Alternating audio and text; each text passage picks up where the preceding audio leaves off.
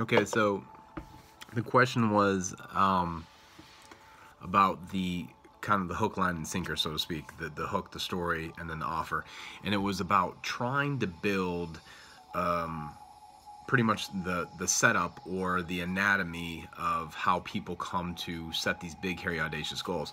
And now I went kind of quick through the hook because the story and the offer are so important as it relates to getting them to the point, the student athlete that is, to the point where they really get it and they really put it out there what they're trying to get.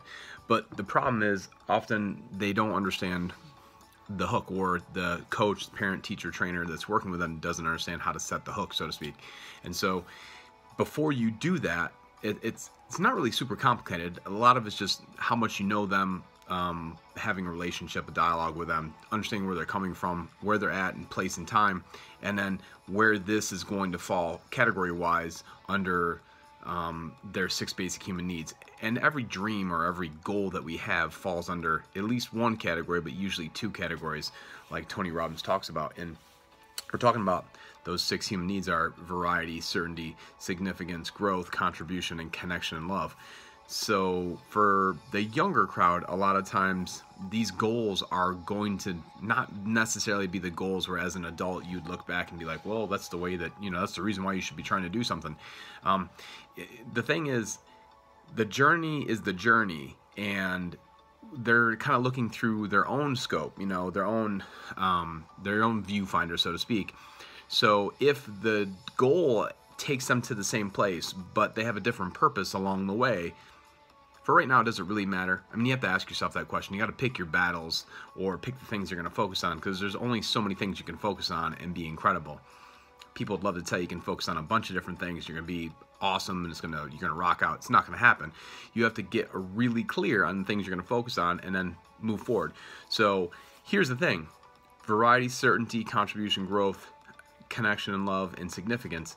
A lot of times for the younger crowd, it is going to be significance for many of them, and then that significance will get them, or in their perception, that connection and love. Now, it doesn't really matter, but the more that you understand about what's their driving force, what it is that they have, faith in or fear of, it's going to be really, really helpful in setting that hook.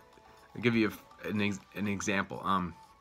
We have many student athletes that when they first start out, they have a fear of failing and letting somebody down. Sometimes it's their parents, sometimes it's a teacher, sometimes it's a peer. And so that's one of the things that often will push them, because they don't want to lose that connection and or love of that person. And so that's a fear kind of driven one. And then you have the faith driven one in that, like, if it goes well, if they do well, if they accomplish whatever it is, they're going to gain usually significance, or they're going to gain the love or respect of a person. Some of the people are more committed to growth at this age. Some of them more committed to wanting stability and wanting that certainty of that peaceful space when they go into school. For some of them, it's variety. It's being different, and being different creates a significance. So, and for very few in high school, it's actually the contribution. Usually that's a kind of later in life thing. It's after you're done being the warrior. So in review, the hook is more about understanding what's driving this person, or what they're running from. So the fear or the faith in one of the 6 basic human needs, which is variety, certainty, contribution, growth, significance, and connection or love. And so I know that's helpful if you think about it, if you review it, if you take the time to think about, hey, who am I trying to connect with to help kind of extract or develop a goal.